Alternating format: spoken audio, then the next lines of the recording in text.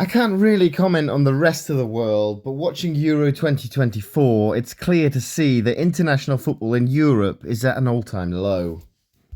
It's been on the decline for a while now, but while previous tournaments have had at least a bit of appeal, Euro 2024 can't end soon enough. I'm not alone in my way of thinking either. I held a poll on this subject on this channel with the results clearly agreeing with me. But why is it so bad? Well, let's take a look at how good club football is by comparison. The Champions League, for example, is played at a fast-paced, high-intensity tempo, and even the Europa League provides an extremely high standard of football these days.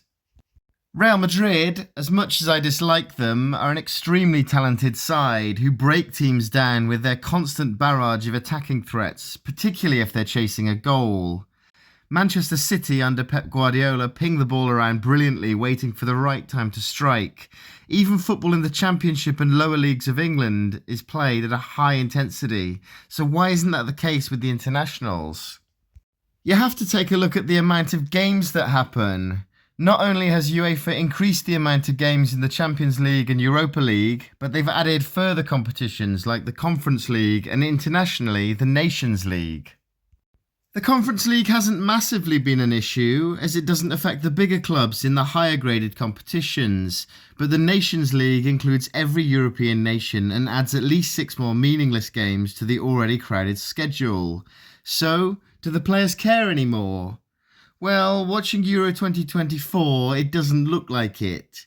Looking at how some of the bigger nations have played, for example France, Belgium, Portugal, compared to the lesser nations, it's clear to see which teams care and which don't.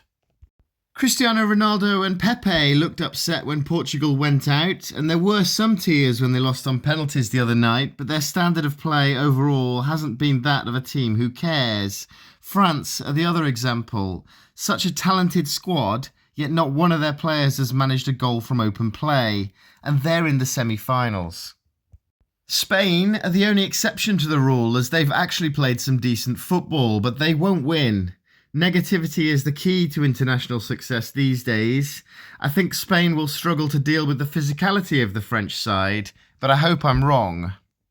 The England squad have the added pressure of media hype and unrealistic expectations. The squad is undoubtedly strong, but I've seen so many people say it's the best in the tournament, when it isn't. Jordan Pickford excels on the international stage, but who else in the England squad really matches up to their club form? Phil Foden is arguably the best player in the Premier League, but he doesn't perform for England. Kane is the same despite scoring goals for fun in the Bundesliga. Saka got the goal in the quarter-final, but otherwise he's not been that great. Bellingham and Rice are overrated, but Gareth Southgate won't drop either of them due to the media hype. I actually think if you take Bellingham out and play Foden in his place, you get the best out of the Premier League player of the season and more of an attacking threat. But that's just my opinion. The England team hasn't played anyone half decent yet, and they've scraped through narrowly in every game. If you time travelled this squad back to the early 2000s, I don't think they'd qualify, let alone make a semi-final or final. But that brings me back to the decline in standards of international football. I don't think the Netherlands are a bad side, but again, they aren't that great. Van Dijk, Gakpo and Simmons are probably their standout players, and their physicality might carry them through, but once again, they're no match for their 90s or 2000s counterparts. The Dutch team who lost 4-1 to England in Euro 96 would decimate the England of today. Talking about the 90s and 2000s, if you start to look at the squads, it becomes clear that the levels have dropped off. France, although probably the strongest team in Europe at the moment, had Zidane, Henry, Vieira and Trezeguet. Spain had probably the best squad I've ever seen, who won 3 tournaments back-to-back. Italy had Pirlo, Maldini, Buffon, Materazzi, etc. Just look at the Italy squad now. Looking at England, Wayne Rooney was a sensation on his own, but he played with Rio Ferdinand, Beckham, Scholes, Lampard, Terry, and never won anything. That seems like England failed, but the reality is international football was just so strong back then. The vast sums of money in club football hugely exceed that of the international stage too. I can't imagine Kylian Mbappe wanting to fully commit to a challenge in the Euros that might risk injury and hinder the start of his dream Real Madrid career. Likewise, Kevin De Bruyne, who's reaching the end of his Man City career. He's already had his fair share of injuries this season. Could you see him flying into a challenge wholeheartedly at his own risk? Well, no. And none of that Belgium squad looked in any way bothered when they went out. The Premier League clubs are already complaining about fixture congestion, but they continue to agree to more and more games in Europe, while at the same time pushing to scrap FA Cup replays. It doesn't make a lot of sense, but money talks, and the big clubs have way too much of it. So why has international football declined so much? Well, this is my take on it.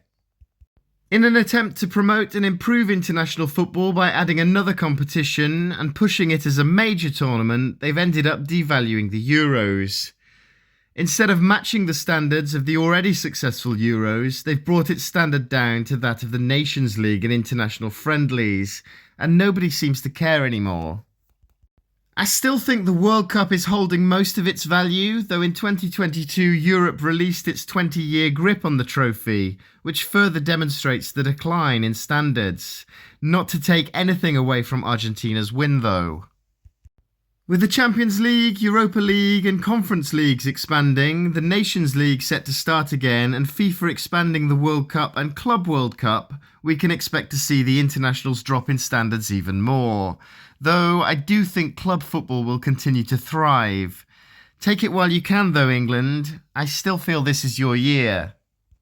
What do you think though? Should UEFA ditch the Nations League and prioritise the Euros again?